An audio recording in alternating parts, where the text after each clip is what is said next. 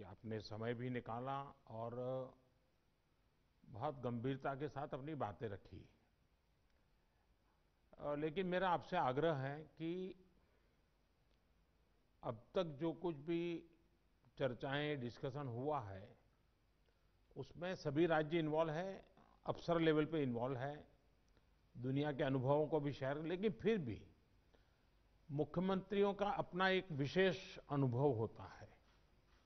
Public life में काम करने वाले लोगों की एक विशेष दृष्टि होती है, क्योंकि इन चीजों को अगर आपके सुझाव मिलेंगे तो मेरा आग्रह है कि आप लिखित में अगर हो सके उतना जल्दी, क्योंकि आज भी कुछ अच्छे मुद्दे उठाए सबने कि ये हो, ये हो, ये हो, इससे भी ज्यादा होंगे।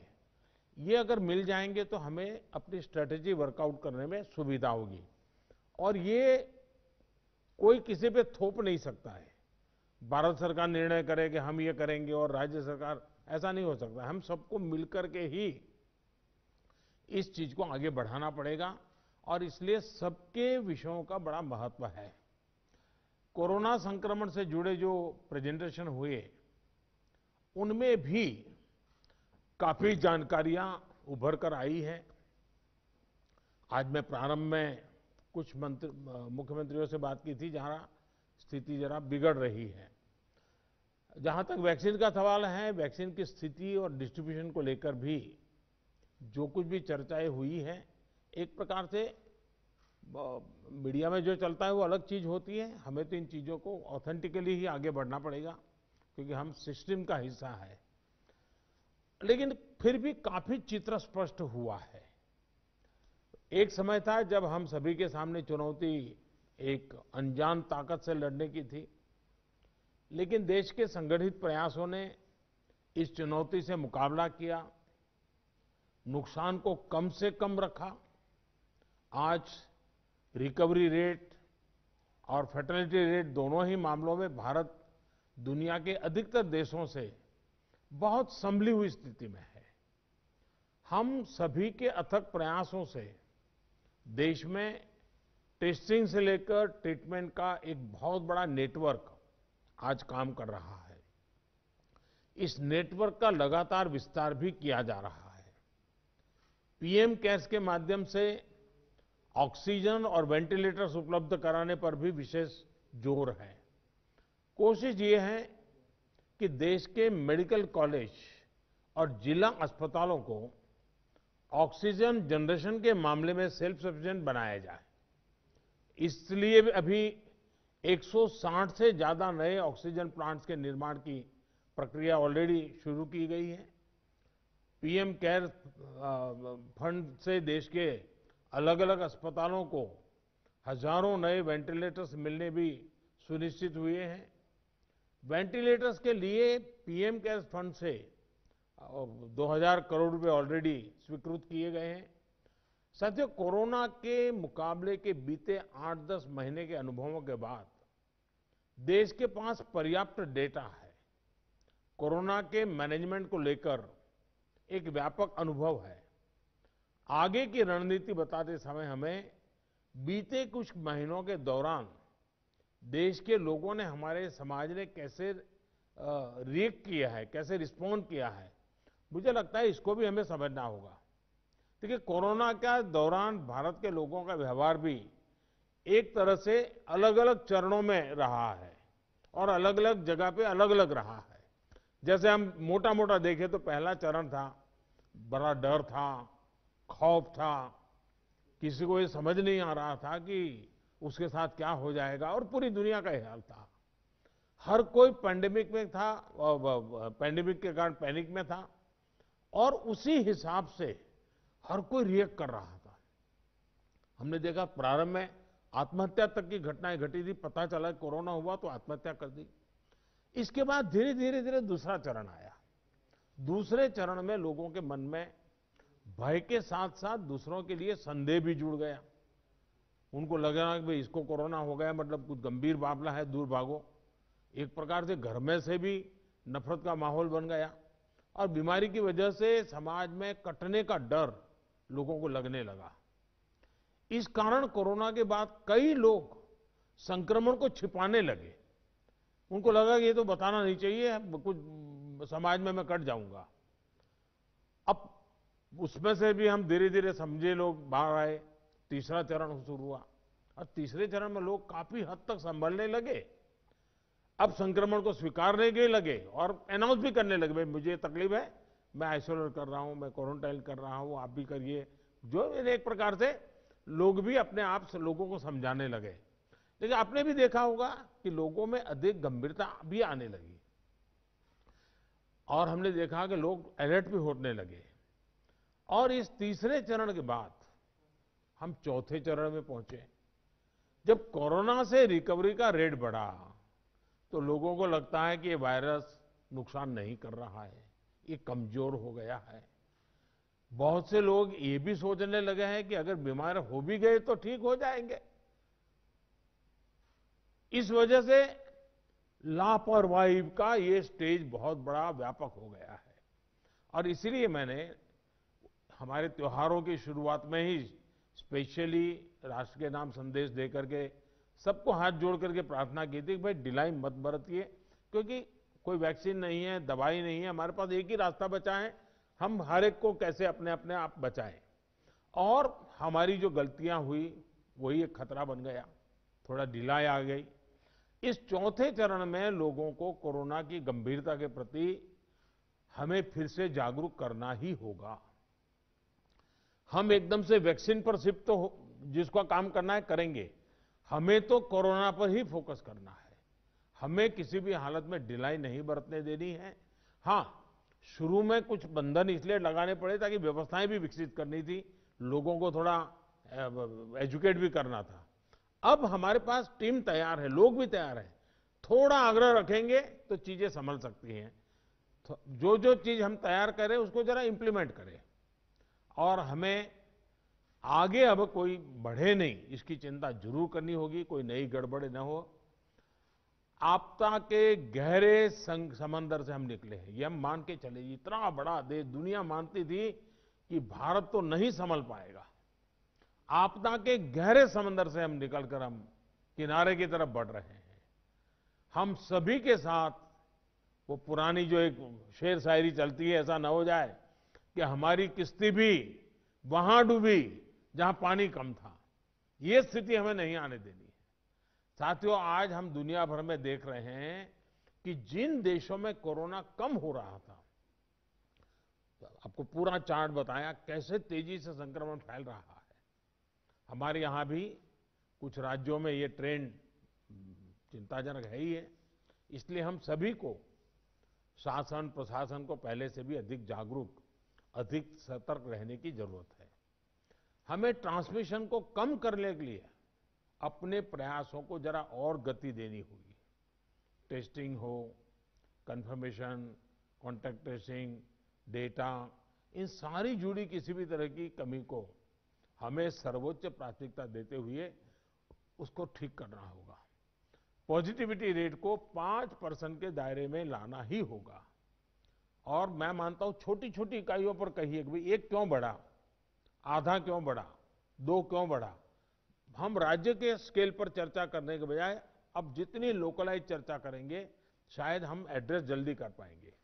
दूसरा, हम सबने अनुभव किया है कि आरटीपीसीआर टेस्ट का अनुपात बढ़ना चाहिए। जो घरों में आइसोलेटेड मरीज हैं उनकी मॉनिटरिंग ज्यादा बेहतर तरीके से करनी होगी। आप भी जानते हैं कि अगर वहां थोड़ी भी ढिलाई रही तो मरीज बहुत गंभीर स्थिति में अस्पताल आता है, फिर हम बचा नहीं पाते हैं। जो गांव है, कम्युनिटी के स्तर पर हेल्थ सेंटर हैं, उनको भी हमें ज्यादा इक्विप करना ही होगा। गांव के आसपास भी इंफ्रास्ट्रक्चर ठीक रहे, ऑक्सीजन की सप्लाई पर्याप्त रहे, ये हमें देखना होगा। हम लोगों का लक्ष्य होना चाहिए कि फैटेलिटी रेट को 1% से भी नीचे लाएं। और वो भी मैंने जैसे कहा, छोटे छोटे इलाके में देखा जाए एक मृत्यु हुई क्यों हुई, जितना इतना फोकस करेंगे तब स्थिति को संभाल पाएंगे। और सबसे बड़ी बात, जागरूकता अभियानों में कोई कमी ना आए। कोरोना से बचाव के लिए जो जरूरी मैसेजिंग है, इसके लिए समाज को जोड़े रखना होगा। जैसे कुछ समय पहले हर संगठन, हर प्रभावी व्यक्ति को हमने एंगेज किया था उन्हें फिर एक्टिव करना होगा। साथियों, आप भली भांति परिचित हैं कि कोरोना की वैक्सीन को लेकर इंटरनेशनली और नेशनली किस तरह की खबरें आ रही हैं। आज दुनिया में भी और देश में भी, जैसा अभी आपको प्रेजेंटेशन में पूरा डिटेल बताया गया, करीब करीब आखिरी दौर पर वैक्सीन के रिसर्च में काम पहुंचा है। भारत सरकार हर डेवलपमेंट पर बारीकी से नजर रखे हुए हैं, हम सबके संपर्क में भी हैं। और अभी ये तय नहीं है कि वैक्सीन की 1 डोज होगी, 2 डोज होगी या 3 डोज होगी। ये भी तय नहीं है कि इसकी कीमत कितनी होगी, उसकी कीमत कितनी होगी, ये कैसे होगी। यानी अभी भी इन सारी चीजों के सवालों के जवाब हमारे पास नहीं है, क्योंकि जो इसके बनाने वाले हैं, दुनिया में जिस प्रकार की कॉरपोरेट वर्ल्ड भी है, उनका भी एक कंपटीशन है। दुनिया के देशों के भी अपने अपने डिप्लोमेटिक इंटरेस्ट होते हैं। WHO से भी हमें इंतजार करना पड़ता है। तो हमें ये इन चीजों को वैश्विक संदर्भ में ही आगे बढ़ना पड़ेगा। हम इंडियन डेवलपर्स और मैन्युफैक्चरर के साथ भी हमारी जो भी टीम काम कर रही है पूरी तरह संपर्क में है। इसके अलावा ग्लोबल रेगुलेटर्स, अन्य देशों की गवर्नमेंट्स, मल्टीलेटरल इंस्टीट्यूशंस और साथ ही इंटरनेशनल कंपनीज, सभी के साथ जितना संपर्क बढ़ सके, जितनी रियल टाइम कम्युनिकेशन हो, इसके लिए पूरा प्रयास, एक व्यवस्था बनी हुई है। साथियों, कोरोना के खिलाफ अपनी लड़ाई में हमने शुरुआत से ही एक एक देशवासी का जीवन बचाने को सर्वोच्च प्राथमिकता दी है। अब वैक्सीन आने के बाद भी हमारी प्राथमिकता यही होगी कि सभी तक कोरोना की वैक्सीन पहुंचे, उसमें तो कोई विवाद हो ही नहीं सकता है। लेकिन कोरोना की वैक्सीन से जुड़े भारत का अभियान अपने हर नागरिक के लिए एक प्रकार से नेशनल कमिटमेंट की तरह है। इतना बड़ा टीकाकरण अभियान स्मूथ हो, सिस्टमैटिक हो और सस्टेन हो, ये लंबा चलने वाला है। इसके लिए हम सभी को, हर सरकार को, हर संगठन को एकजुट होकर के कोऑर्डिनेशन के साथ एक टीम के रूप में काम करना ही पड़ेगा। साथियों, वैक्सीन को लेकर भारत के पास जैसा अनुभव है वो दुनिया के बड़े बड़े देशों को भी नहीं है। हमारे लिए जितनी जरूरी है स्पीड है, उतनी ही जरूरी है सेफ्टी भी है। भारत जो भी वैक्सीन अपने नागरिकों को देगा वो हर वैज्ञानिक कसौटी पर खरी होगी। जहां तक वैक्सीन के डिस्ट्रीब्यूशन की बात है तो उसकी तैयारी भी आप सभी राज्यों के साथ मिलकर के की जा सके रही है। वैक्सीन प्राथमिकता के आधार पर किसे लगाई जाएगी, ये राज्यों के साथ मिलकर के ये मोटा मोटा खाका भी आपके सामने रखा है कि भाई अगर इस प्रकार से WHO ने जो कहा है हम चलते हैं तो अच्छा है, लेकिन फिर भी ये निर्णय तो हम सब मिलकर के ही करेंगे। हर राज्यों के सुझाव का महत्व इसमें बहुत रहेगा, क्योंकि आखिरकार उनको अंदाज है कि उनके राज्य में ये कैसे होगा। हमें कितनी अतिरिक्त कोल्ड स्टोरेज की जरूरत रहेगी, मुझे लगता है कि राज्यों ने इस पर अभी बल देकर के व्यवस्थाएं खड़ी कर देना शुरू कर देना चाहिए। कहाँ संभव हो गए, उसके पैरामीटर्स क्या हो गए, उस पर हमें यहाँ से सूचनाएं तो डिपार्टमेंट को चली गई है, लेकिन इसको अब इम्प्लीमेंट करने के हमने रेडी रखना पड़ेगा। और जरूरत पड़ी तो अतिरिक्त सप्लाई भी सुनिश्चित की जाएगी। और इसका विस्तृत प्लान बहुत जल्द ही राज्य सरकारों के साथ मिलकर के तय कर दिया जाएगा। हमारी राज्यों की और केंद्र की टीम साथ लगातार वो बातचीत कर रहे हैं, काम चल रहा है। केंद्र सरकार ने राज्यों से कुछ समय पहले आग्रह किया था कि स्टेट लेवल पर एक स्टीयरिंग कमेटी और एवं स्टेट और डिस्ट्रिक्ट लेवल पर टास्क फोर्स का, और मैं तो चाहूंगा कि ब्लॉक लेवल तक हम जितना जल्दी ये व्यवस्थाएं खड़ी करेंगे, और किसी न किसी एक व्यक्ति को काम देना पड़ेगा। इन कमेटियों की रेगुलर बैठकें हो, उनकी ट्रेनिंग हो, उनकी मॉनिटरिंग हो, और जो ऑनलाइन ट्रेनिंग होती है वो भी शुरू हो। हमें हमारा रोजमर्रा के काम के साथ कोरोना से लड़ते लड़ते भी इस एक व्यवस्था को भी विकसित तुरंत करना पड़ेगा, ये मेरा आग्रह रहेगा। जो कुछ सवाल आपने कहे हैं, कौन सी वैक्सीन कितनी कीमत में आएगी, ये भी तय नहीं है। मूल भारतीय वैक्सीन अभी दो मैदान में आगे हैं, लेकिन बाहर के साथ मिलकर के हमारे लोग काम कर रहे हैं। दुनिया में जो वैक्सीन बन रही हैं, वे भी मैन्युफैक्चरिंग के लिए भारत को के लोगों के साथ ही बात कर रहे हैं, कंपनियों के साथ। लेकिन इन सारे विषयों में हम जानते हैं कि 20 साल से मान लीजिए कोई दवाई पॉपुलर हुई है, 20 साल से लाखों लोग उसका उपयोग कर रहे हैं, लेकिन कुछ लोगों को उसका रिएक्शन आता है, आज भी आता है, 20 साल के बाद भी आता है। तो ऐसा इसमें भी संभव है। निर्णय वैज्ञानिक तराजू पर ही तोला जाना चाहिए। निर्णय उसकी जो अथॉरिटीज हैं, उन अथॉरिटीज के सर्टिफाइड व्यवस्था से ही होनी चाहिए। हम लोग समाज जीवन की चिंता करते हैं, लेकिन हम सब जानते हैं कि हम कोई वैज्ञानिक नहीं है, हम इसकी एक्सपर्टाइज हमारी नहीं है। तो हमें दुनिया में से जो व्यवस्था के तहत जो चीजें आती हैं, आखिरकार उसी को ही स्वीकार करना पड़ेगा और उसको स्वीकार करके हम आगे चलेंगे। लेकिन मैं आपसे आग्रह करूंगा कि आप के मन में जो योजना हो, खास करके वैक्सीन के संबंध में, किस प्रकार से आप डिलीवरी नीचे तक ले जाएंगे, आप जितना जल्दी बहुत डिटेल प्लान करके लिख करके भेजेंगे तो निर्णय करने में सुविधा होगी। और आपके विचारों का ताकत इसमें बहुत है। राज्यों का अनुभव बहुत अहमियत रखता है, क्योंकि वहीं से ये चीज आगे बढ़ने वाली है। और इसलिए मैं चाहूंगा कि आपका बहुत ही एक प्रकार से प्रोएक्टिव पार्टिसिपेशन इसमें बने, यही मेरी अपेक्षा है।